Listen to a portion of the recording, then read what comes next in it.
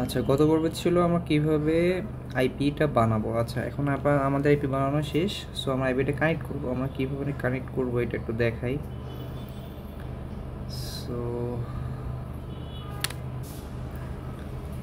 আচ্ছা, আমরা এখানে টুনটু ট্যাব ওপেন করে নিয়েছি। এখানে আমাদের ওখানে কি ছিল দেখেন, ইউজার নেম পাসওয়ার্ড। আমরা এখানে ইউজার নেম পাসওয়ার্ড কী দিয়েছিলাম দেখেন, সবগুলো কিন্তু আমি প্রথম অক্ষর কিন্তু বড় হাতে দিয়েছিলাম। এবং যখন আমি বট আমাকে যখন আইপি এবং ইউজার পাসওয়ার্ড দেয় সেখানে কি ছোটো হাতে সব। সো অবশ্যই আপনারা যখন আইপিটা কানেক্ট করবেন সবগুলো ছোটো হাতের দেবেন। সো যেহেতু আমার ইউজার নেম পাসওয়ার্ড সেম ছিল, সো আমি বসাই দিলাম, দিয়ে কানেক্ট করলাম।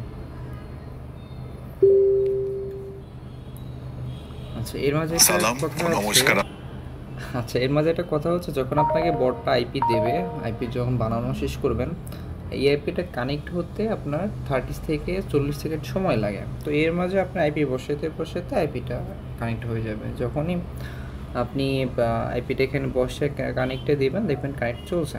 আচ্ছা, এই পর্যায়ে আমাদের দেখানো শেষ কীভাবে কানেক্ট করবেন। নেক্সটে দেখাবো কীভাবে আপনার আইপিটা রোটেশন করবেন বা ম্যানুয়ালি চেঞ্জ করবেন যতবার ইচ্ছে।